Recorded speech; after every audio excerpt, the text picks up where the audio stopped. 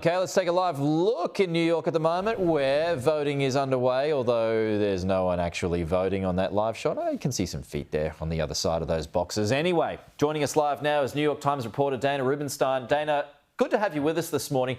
Is it a foregone conclusion that Mamdani wins this? It is an all but foregone conclusion. I mean, it's certainly possible that there will be an upset. The polls don't close till 9 p.m. our time. I don't know what time that is your time.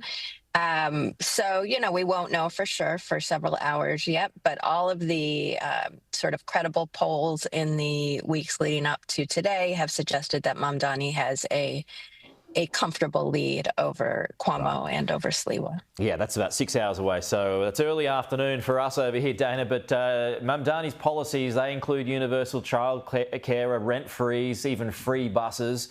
It's to be funded by the wealthy. How difficult will those policies be, though, to implement?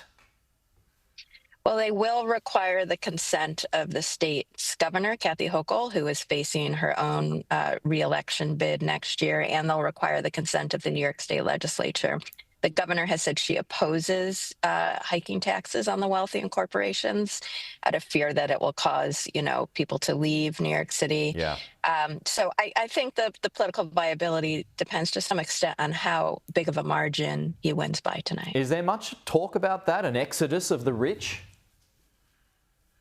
That is something that tax hike critics argue about all the time. They're always, saying that. I mean, it is undeniably true that New York City and New York State are heavily reliant on taxes on the wealthy. They fund a disproportionate share of the general fund, but the studies sort of offer different conclusions about how sensitive they actually are to tax hikes. So let's go to the independent Andrew Cuomo. I mean, he's a familiar face and he's a familiar name. He's got those sexual assault allegations that have followed him, though. How damaged is he from those? That's kind of hard to say. I mean, he certainly resigned amid an onslaught of sexual harassment allegations, and it does seem to be a factor in some people refusing to vote for him. He also had a sort of scandal, if that's the right word, surrounding how he managed the coronavirus pandemic in nursing homes. I mean, I think the thing with him is that he has very high negatives. He's got a real ceiling, and part of that is just a product of having been in power for so many years and the sort of inevitable political baggage that comes along with that. Sure. And what about Sliwa? He's the lone Republican in the field. Is he making up numbers?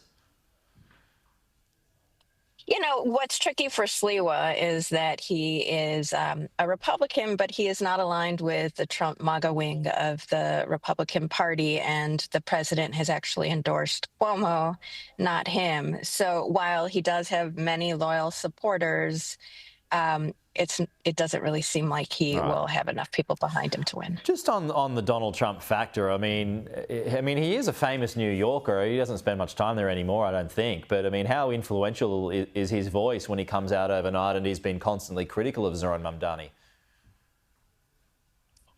Trump is not popular in New York City. So to the extent he has influence, it will be over people who voted for him. And that represents, a big minority of New York City voters. So it's not clear to me how influential he'll be. All right, that's Dana Rubinstein, the New York Times reporter, joining us live there from New York. Thank you, Dana.